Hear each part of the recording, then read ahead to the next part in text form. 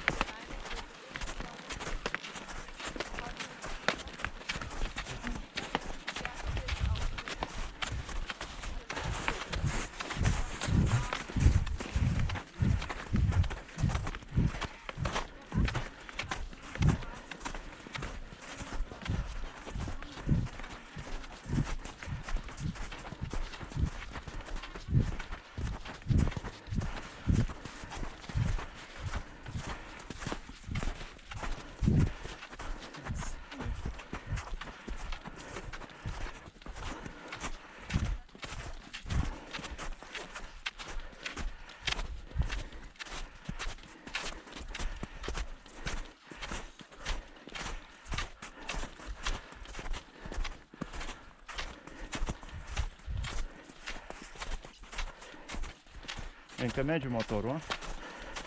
Merge, da. Am, cum se spune, calat așa sau cum se cheamă. Da? Gripat. Am gripat.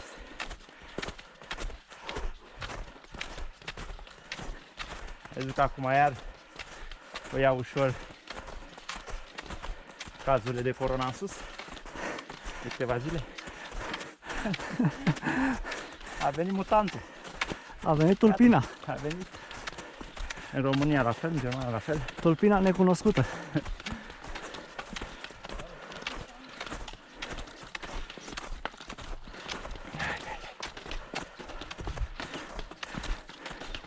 Frige, gamba. Pusă pe rotisor.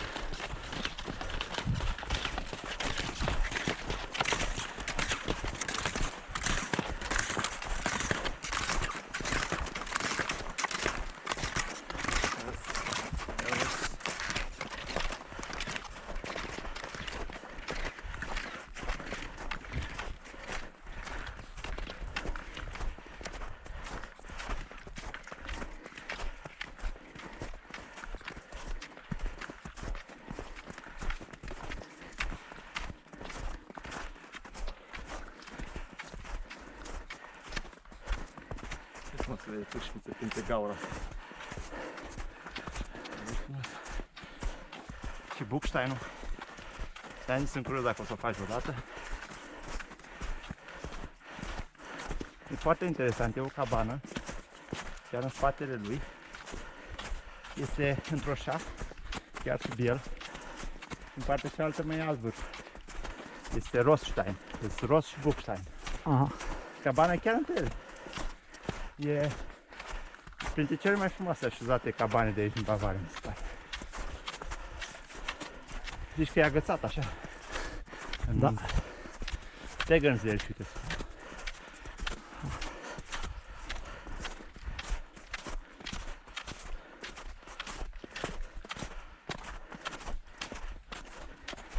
Uite și un Hirschberg.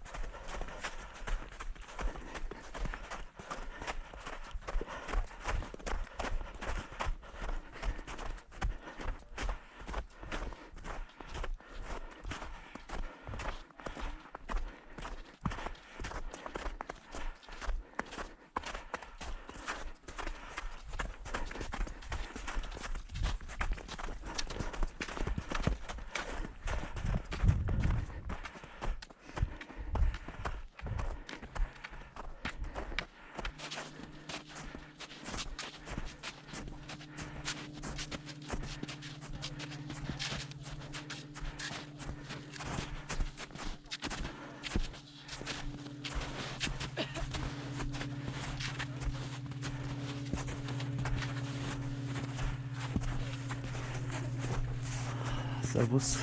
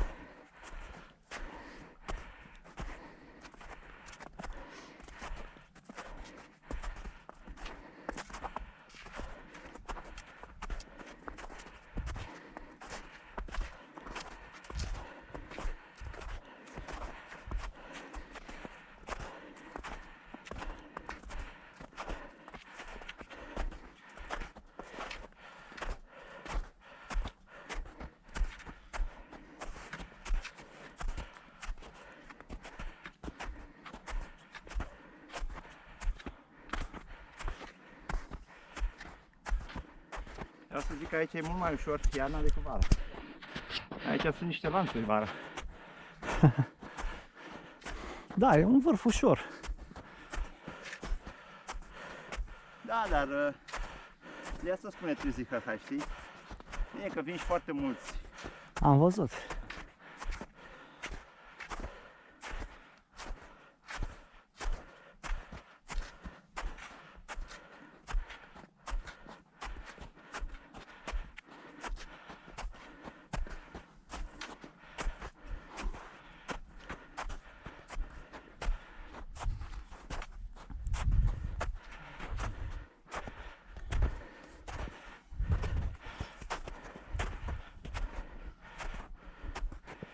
Și aveam impresia că Valberg are 1600 și ceva, dar are 1722.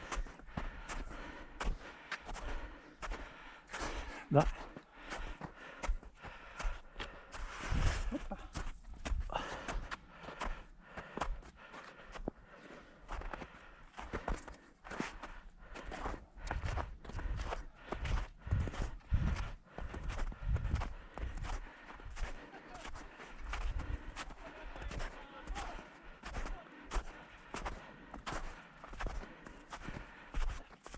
We are crossing go now on the last piece of the day.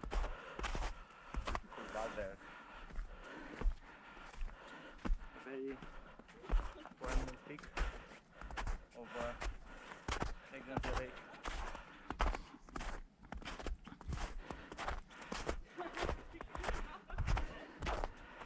About 700 around.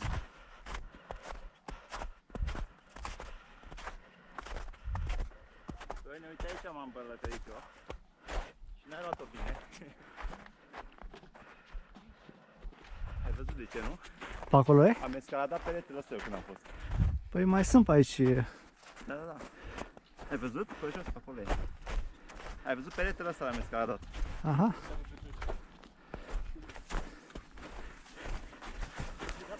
Așa m-am dus și eu atunci, am avut senzația că pe aici ar fi.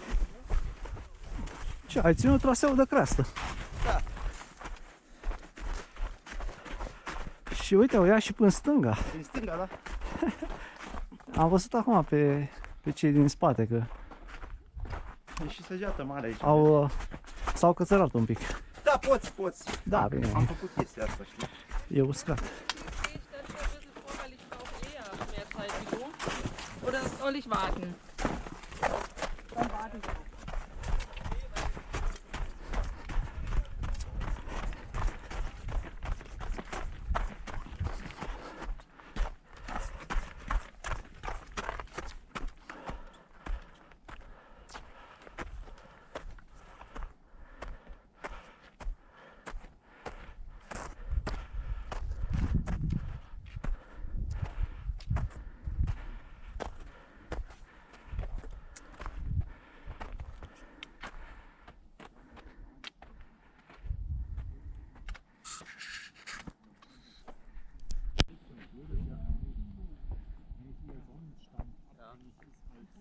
Gut, aber in Norwegen hast du eh keinen vernünftigen Sonnenstandard, den man richten kann, weil der jede Woche anders ist. Ja, das ist also recht komische Zeit. Da wenn es einfach damals, wo sie es eingeführt haben, gesagt haben, okay, wir machen jetzt UTC weltweit. Ja, dann wenn es in Amerika wo es dann wissen halt gewohnt, ja. Das ist der einzige Vorteil, was die Leute, dass die Leute ungefähr, wenn der Zeiger oben ist, dann geht die ganze Zeit. Nicht einmal den Termin haben.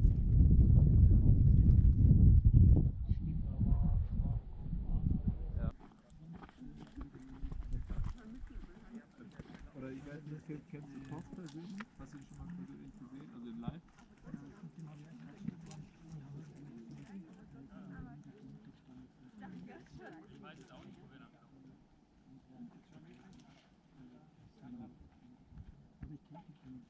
Ja, und das war lustig, wo wir die ja gesehen haben.